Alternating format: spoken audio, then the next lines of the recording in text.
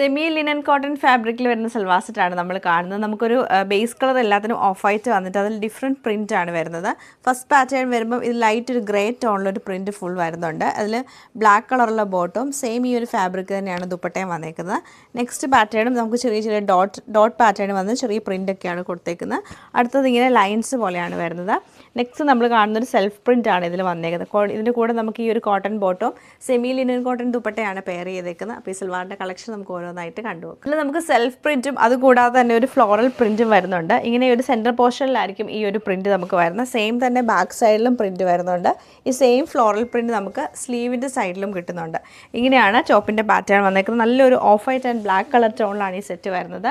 ദുപ്പട്ട നമുക്ക് സെമി ഫാബ്രിക്കിൽ തന്നെയാണ് വന്നേക്കുന്നത്. ഫുൾ സിഗ്സാഗ് ഡിസൈനും അതുപോലെ തന്നെ നമ്മൾ ഈ ടോപ്പിൽ കണ്ട സെയിം ഒരു പ്രിൻറ്റ് തന്നെയാണ് ദുപ്പട്ടയിലും വരുന്നത്.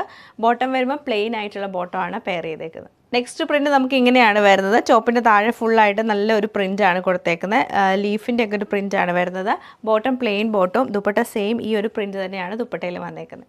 നെക്സ്റ്റ് പ്രിൻറ്റ് ഇങ്ങനെയാണ് വന്നേക്കുന്നത്. ടോപ്പിൻ്റെ താഴ്വശം ഫുൾ നമുക്ക് ഈ ഒരു പ്രിൻറ്റ് തന്നെയാണ് വരുന്നത്. നല്ല രസമാണ് ഈ ഒരു പ്രിൻറ്റ് കാണാൻ. പ്ലെയിൻ ബോട്ടും പ്രിൻറ്റഡ് ദുപ്പട്ടയാണ് ഇതിൻ്റെ കൂടെ പെയർ ചെയ്തേക്കുന്നത്.